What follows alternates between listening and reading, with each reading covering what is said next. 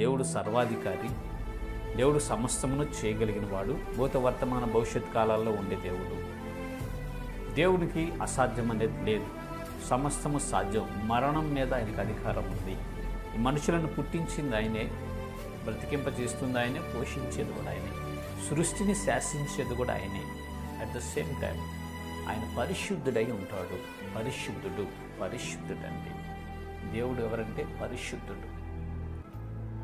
ఆ దేవునికి ఇంకో కొన్ని లక్షణాలు ఉన్నాయి. ఏంటంటే అవి, దేవుడు ప్రేమమయుడు. దేవునికి స్తోత్రం, హల్లెలూయా. దేవుడు క్షమించేవాడు, దేవుడు దయ చూపించేవాడు, దేవుడు కరుణా సంపన్నుడు, దేవుడు వెలుగై ఉన్నాడు, దేవుడు సత్యమై ఉన్నాడు, దేవుడు వాక్కై ఉన్నాడండి. ఈ గుణ లక్షణాలన్నీ మనము కంపేర్ చేసుకున్నప్పుడు ఆ గుణ లక్షణాలు ఏ వ్యక్తిలో కనపడతాయో ఆ వ్యక్తిని మనము